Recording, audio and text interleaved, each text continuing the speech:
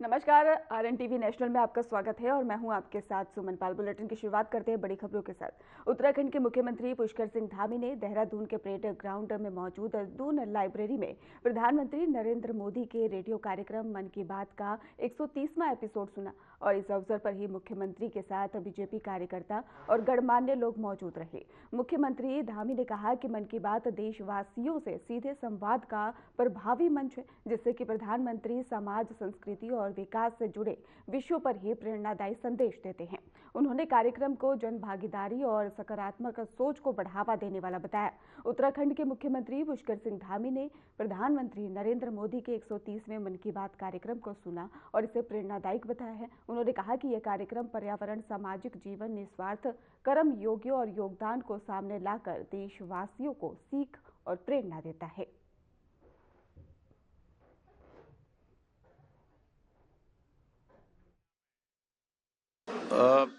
प्रधानमंत्री जी के मन की बात का 130वां एपिसोड आज यहाँ पर सभी देशवासियों ने देखा और वहीं हम लोगों ने भी यहाँ पर देखा। और उनके हर एपिसोड में बहुत कुछ सीखने को मिलता है, बहुत कुछ उससे प्रेरणा मिलती है। चाहे वो पर्यावरण का क्षेत्र हो, चाहे समाज जीवन का क्षेत्र हो, या सामान्य स्थितियों और सामान्य परिस्थितियों में अनवरत रूप से लगातार एक कर्मयोगी की तरह काम करने वाले लोगों के द्वारा, साधकों के द्वारा जो बहुत शानदार काम अपने जीवन में किए जाते हैं, उन सभी को देश और समाज के सामने लाने का काम प्रधानमंत्री जी के मन की बात के एपिसोड में होता है। और हम उत्तराखंड के लोग तो बहुत सौभाग्यशाली हैं कि प्रधानमंत्री जी के बहुत सारे एपिसोड में उत्तराखंड का अलग अलग, चाहे वो हमारा यहाँ का उच्च हिमालयी क्षेत्र हो, वहाँ पर होने वाली एक्टिविटीज हों, महिलाओं के क्षेत्र में होने वाले काम हों, या सामान्य स्थितियों परिस्थितियों में बहुत सारे नौजवान युवाओं के द्वारा किए जाने वाले प्रयास हों, उन सभी को माननीय प्रधानमंत्री जी ने अपने मन की बात के एपिसोड में शामिल किया है। पिछली बार हमारी नवंबर के मन की बात के कार्यक्रम में उन्होंने शीतकालीन यात्रा को प्रमुखता से उसका अपनी मन की बात के कार्यक्रम में सम्मिलित किया, देश दुनिया को बताया और उसका एक बहुत बड़ा, मैं कहूँगा कि ब्रांड एम्बेसडर आदरणीय प्रधानमंत्री जी हैं, वो स्वयं यात्रा में भी शामिल हुए। उसके बाद मन की बात के कार्यक्रम में भी उन्होंने उसको सम्मिलित किया और उसके बाद हमारे यहाँ का पर्यटन लगातार बढ़ रहा है, तेज गति मिल रही है। लोगों का अनवरत रूप से जो व्यवसाय 6 महीने का, अब 4 महीने का होता था, अब धीरे धीरे वर्ष भर की ओर बढ़ रहा है।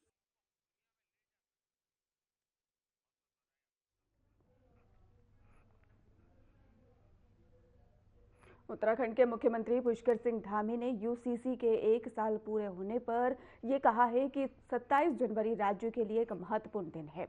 उन्होंने बताया कि देश की आज़ादी के बाद संविधान निर्माताओं ने अनुच्छेद 44 में समान नागरिक संहिता का प्रावधान किया था। मुख्यमंत्री धामी ने कहा कि इसे लागू करने का काम उत्तराखंड के लोगों ने सबसे पहले किया है और 1 साल सफलतापूर्वक पूरा हो गया है। उन्होंने इस अवसर पर ही राज्यवासियों को बधाई दी और समान नागरिक संहिता के महत्वपूर्ण सामाजिक योगदान को भी रेखांकित किया। बहुत महत्वपूर्ण दिन है क्योंकि देश के अंदर हम पहले राज्य के रूप में ये गौरव हमको प्राप्त हो गया कि देश की आज़ादी के बाद देश के संविधान निर्माताओं ने संविधान के अनुच्छेद 44 में जिसका प्रावधान किया था कि देश के अंदर समान नागरिक संहिता होनी चाहिए, और उसको सबसे पहले लागू करने का काम देवभूमि उत्तराखंड के लोगों ने किया है और उसका 1 साल सफलतापूर्वक संपन्न हो रहा है। और मैंने जिस दिन ये लागू हुई थी तो उस दिन मैंने कहा था कि ये समान नागरिक संहिता की जो गंगोत्री है, गंगा है, जैसे देवभूमि उत्तराखंड से माँ गंगा निकलकर पूरे देश को जल और जीवन देने का काम करती है, उसी प्रकार समान नागरिक संहिता की भी गंगोत्री पूरे देश को आने वाले समय में लाभ देगी।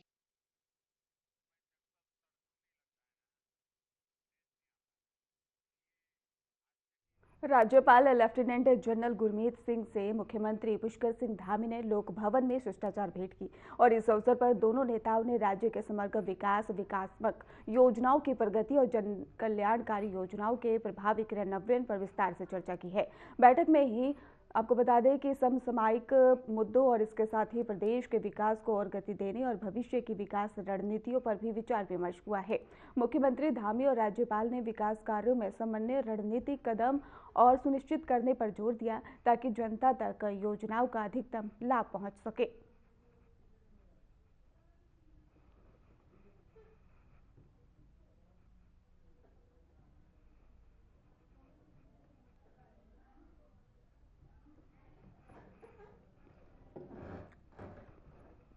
तो भविष्य की रणनीतियों पर चर्चा की गई है और इसके साथ ही राज्यपाल से सीएम की मुलाकात हुई है, जिसमें कई विषयों पर चर्चा की गई है और विचार विमर्श भी किया गया है। राज्यपाल लेफ्टिनेंट जनरल गुरमीत सिंह से मुख्यमंत्री पुष्कर सिंह धामी ने लोक भवन में शिष्टाचार भेंट की है और इस अवसर पर दोनों नेताओं ने राज्य के समग्र विकास, विकासात्मक योजनाओं की प्रगति और जन कल्याणकारी योजनाओं के प्रभावी क्रियान्वयन पर विस्तार से चर्चा की है। आपको बता दें कि बैठक में ही समसामयिक मुद्दों और प्रदेश के विकास को और गति देने और भविष्य की विकास रणनीतियों पर विचार विमर्श किया गया है। मुख्यमंत्री धामी और राज्यपाल ने विकास कार्यों में समन्वय और रणनीतिक कदम सुनिश्चित करने पर भी जोर दिया है ताकि जनता तक योजनाओं का अधिकतम लाभ पहुंच सके। तो राज्यपाल से सीएम धामी की भेंट हुई है और विकास योजनाओं पर विस्तार से चर्चा की गई है। जन कल्याणकारी योजनाओं पर भी जोर दिया गया है। भविष्य की रणनीति पर भी विचार विमर्श किया गया है बैठक में।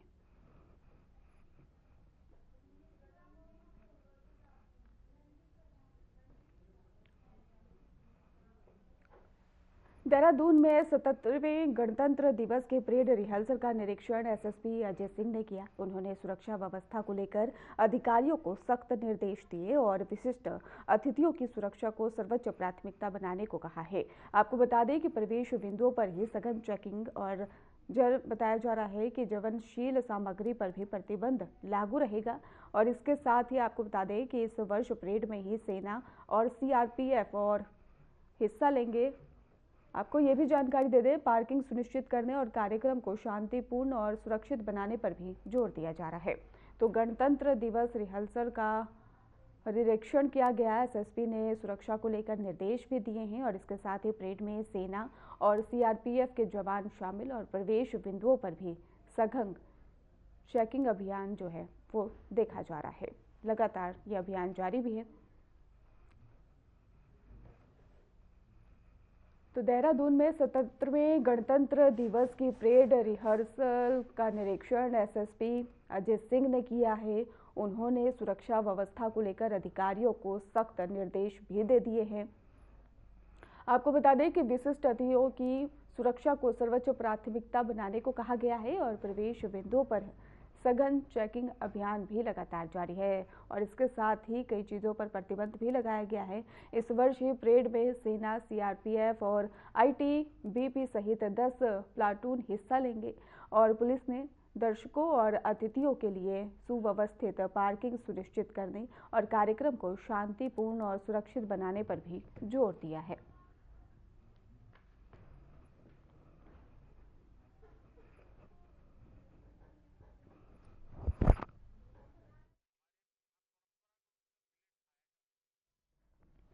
रुद्रप्रयाग के लिए गर्व और खुशी का क्षण है। आपको बता दें कि भारत सरकार ने गणतंत्र दिवस 2026 से पूर्व देश भर के पुलिस और पैरामिलिट्री कर्मियों के लिए पदकों को ही घोषणा की है और इस सूची में रुद्रप्रयाग के पुलिस उपाधीक्षक प्रबोध कुमार मिलनियाल का भी नाम शामिल बताया जा रहा है। आपको बता दें कि गिलियाड़ को ही उनकी विशिष्ट और समर्पित सेवाओं के लिए सराहनीय सेवा पदक से सम्मानित किए जाने की घोषणा हुई है। उन्होंने अपने सेवा काल में कानून व्यवस्था को मजबूत करने और अपराध नियंत्रण और जन सेवा में ही अनुकरणीय कार्य किया है और एसपी रुद्रप्रयाग अक्षय प्रहलाद कोंडे ने उन्हें बधाई भी देते हुए कहा है कि ये पदक उनकी मेहनत और ईमानदारी का प्रमाण है और पूरे रुद्रप्रयाग पुलिस बल के लिए गर्व का विषय है और जिले के अन्य पुलिस अधिकारी और कर्मचारी भी गिलियाड़ को इस स्वर्णिम उपलब्धि पर शुभकामनाएं दे चुके हैं।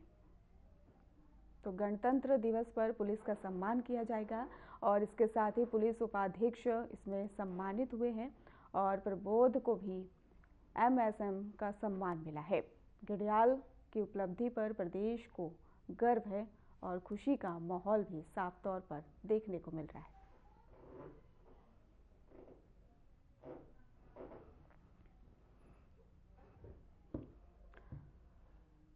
रुद्रप्रयाग के लिए ही गर्व और खुशी का क्षण देखने को मिला, जहां पर भारत सरकार ने गणतंत्र दिवस 2026 से पूर्व देश भर के पुलिस और पैरामिलिट्री कर्मियों के लिए पदकों की घोषणा की है।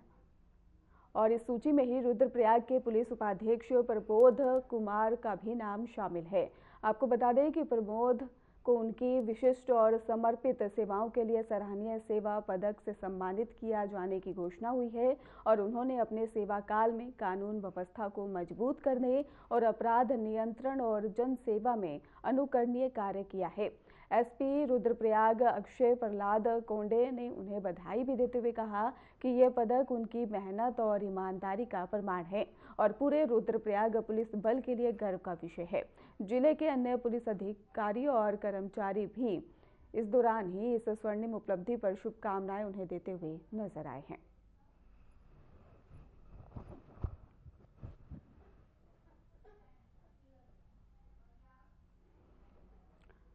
उत्तराखंड में चारधाम यात्रा के दौरान चिकित्सीय सेवाओं को सुनिश्चित करने के लिए पृथक चिकित्सक कैडर बनाने का निर्णय लिया गया है। कैडर प्रस्ताव जल्द ही कैबिनेट में लाने के निर्देश दिए गए हैं। आपको बता दें कि बॉन्डधारी MBBS डॉक्टरों की PG कोर्स के लिए ही अलग अध्ययन नीति तैयार की जाएगी ताकि PG के दौरान ही सेवाएं बाधित न हो। इसके तहत ही 250 डॉक्टरों का रिजर्व पूल प्रस्तावित किया गया है और साथ ही चिकित्सा अधिकारियों की ही DPC 10 फरवरी तक ही कराने और लैब टेक्नीशियन, फार्मासिस्ट और इसके साथ ही प्रशासनिक कैडर के ही पुनर्गठन और गैर हाजिरी डॉक्टरों पर सख्त जैसे बायोमेट्रिक उपस्थिति लागू करने के निर्देश भी दिए गए हैं।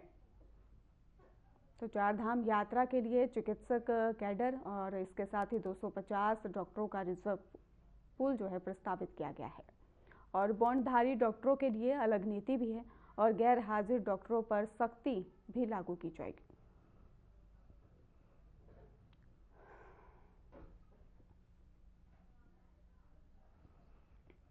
तो चारधाम यात्रा के लिए तैयारी साफ तौर पर देखने को मिल रही है। आपको बता दें उत्तराखंड में ही चारधाम यात्रा के दौरान चिकित्सीय सेवाओं को सुनिश्चित करने के लिए पृथक चिकित्सक कैडर बनाने का निर्णय लिया गया है।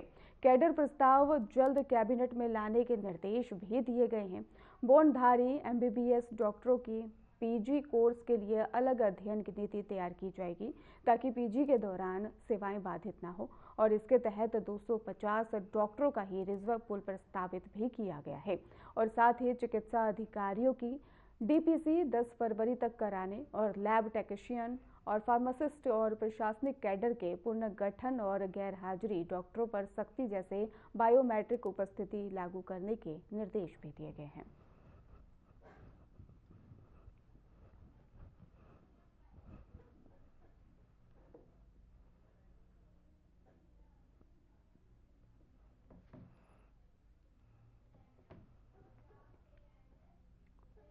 उत्तराखंड में मौसम का अलर्ट जारी कर दिया गया है। बड़ी अपडेट सामने आ रही है जहां पर हिमालयी क्षेत्रों में ही हिमस्खलन का खतरा देखने को मिल रहा है और इसके साथ ही जिसके बाद अब मौसम विभाग ने अलर्ट जारी कर दिया है और DGKE चंडीगढ़ बता दें आपको कि वार्निंग भी दी गई है और चमोली में ही 3000 मीटर से अधिक ऊंचाई पर ऑरेंज अलर्ट है। रुद्रकाशी, रुद्रप्रयाग समेत कई इलाकों में येलो अलर्ट है और शाम 5 बजे तक जारी रहेगा एवलांच अलर्ट। तो अलर्ट जिलों को दिए गए अतिरिक्त सतर्कता के निर्देश। बड़ी अपडेट मौसम को लेकर पर्यटकों और ट्रैकर्स को संभावित क्षेत्रों में न जाने की भी अपील की गई है। तो उत्तराखंड में मौसम का अलर्ट जारी है। उत्तरकाशी, रुद्रप्रयाग समेत कई इलाकों में येलो अलर्ट जारी कर दिया गया है। शाम 5 बजे तक जारी रहेगा यह अलर्ट और अलर्ट जिलों के लिए अतिरिक्त सतर्कता देखने को मिल रही है। पर्यटकों के लिए भी बड़ी चेतावनी जारी कर दी गई है। चमोली में ही 3000 मीटर से अधिक ऊंचाई पर ऑरेंज अलर्ट है और उत्तरकाशी, रुद्रप्रयाग समेत कई इलाकों में येलो अलर्ट जारी है। शाम 5 बजे तक जारी रहेगा ऑरेंज अलर्ट। अलर्ट जिलों को दिए गए हैं अतिरिक्त सतर्कता के निर्देश और इसके साथ ही पर्यटकों और टैगर को संभावित क्षेत्रों में न जाने की अपील। तो उत्तराखंड में हिमालय क्षेत्रों के लिए ही हिमस्खलन का खतरा बढ़ गया है, जिसको देखते हुए ही डीजीआरई चंडीगढ़ ने राज्य के लिए ऑरेंज वार्निंग भी जारी कर दी है। चमोली जिले में 3000 मीटर से अधिक ऊंचाई वाले क्षेत्रों में ऑरेंज अलर्ट जारी किया गया है, जबकि उत्तरकाशी, रुद्रप्रयाग, पिथौरागढ़, बागेश्वर में येलो अलर्ट लागू है। तो अलर्ट शाम 5 बजे तक रहेगा। आपदा सचिव ने अलर्ट वाले जिलों में अधिकारियों को अतिरिक्त सतर्कता बरतने के भी निर्देश दे दिए हैं। इसके साथ ही पर्यटकों और ट्रैकर्स स्थानीय लोगों से संभावित हिमस्खलन क्षेत्रों में न जाने और सावधानी बरतने की अपील की गई है, ताकि किसी अप्रिय घटना से बचा जा सके।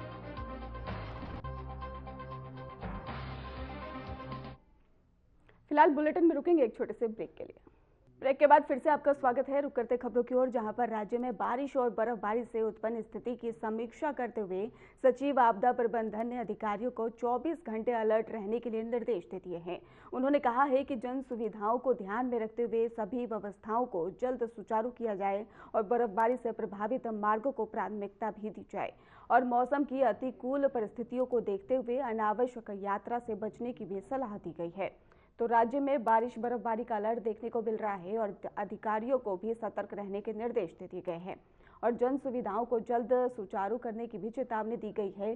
सचिव आपदा ने ये येलो अलर्ट जारी कर दिया गया है। बर्फबारी से प्रभावित मार्ग भी खुलेंगे।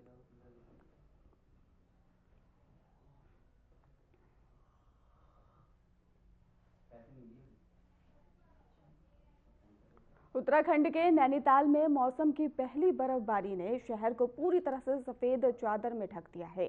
झीलों से घिरा यह शहर अब मनमोहक नजारों के लिए दर्शकों और पर्यटकों को आकर्षित कर रहा है। बर्फबारी के चलते मौसम ठंडा और ठिठुरन बढ़ गई है और इसके साथ ही स्थानीय प्रशासन ने सड़क और यातायात व्यवस्था को सुचारू बनाए रखने के निर्देश जारी किए।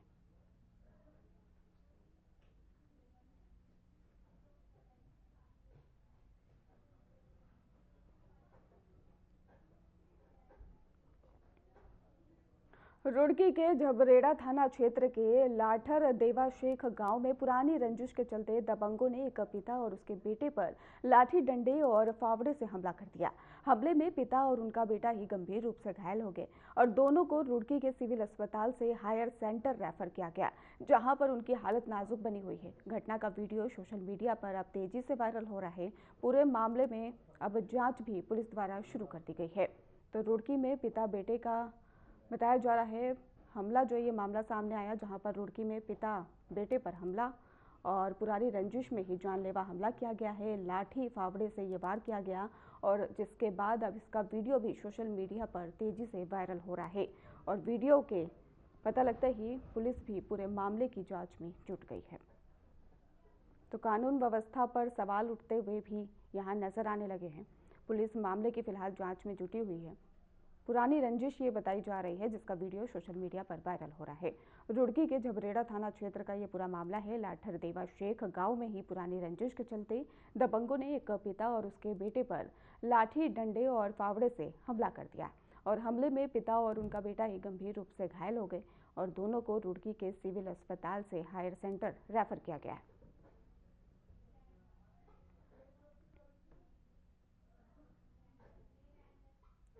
रुड़की के पिरान क्लियर क्षेत्र के ही धनौरी गांव में पिछले 4 दिनों से एक जंगली हाथी उत्पात मचा रहा है और हाथी के आने से ही ग्रामीणों में डर का माहौल भी देखने को मिल रहा है और किसानों की मेहनत की फसलें बर्बाद हो चुकी हैं और दिन हो या रात ग्रामीणों की नींद हराम हो चुकी है। वन विभाग की टीम मौके पर लगातार निगरानी कर रही है और हाथी को जंगल की और खदेड़ने का प्रयास कर रही है। हाथी खेतों में प्रवेश करता है और दूसरे खेतों में छिप जाता है, जिससे कि उसे काबू करना चुनौतीपूर्ण बना हुआ है। अधिकारियों ने गोलियां और हवाई फायरिंग का सहारा भी लिया, लेकिन अभी तक सफलता नहीं मिली है। वहीं पर वन विभाग का कहना है कि प्रयास जारी है और जल्द ही हाथी को सुरक्षित जंगल में भेजा जाएगा। ग्रामीणों को उम्मीद है कि जल्द ही ये दहशत खत्म होगी और उनका जीवन सामान्य हो जाएगा।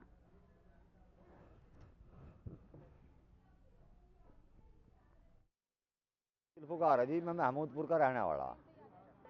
4 रोज हो गए, प्रशासन पूरी साथ दे रहा, ट्रैक्टर भी फायर कर रहे, गांव के भी सैकड़ों आदमी साथ लग रहे।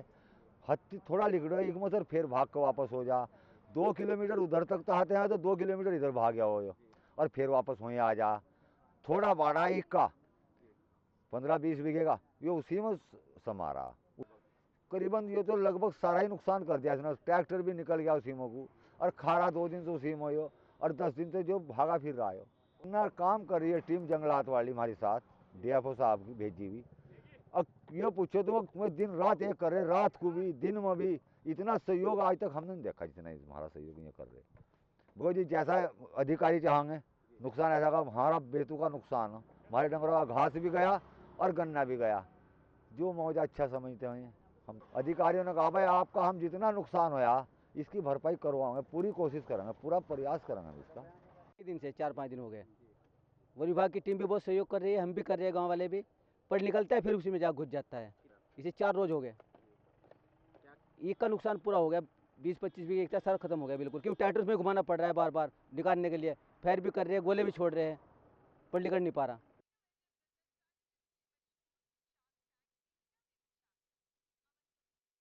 फिलहाल खास बुलेटिन में बस इतना ही। आप देखते रहिए RN TV नेशनल।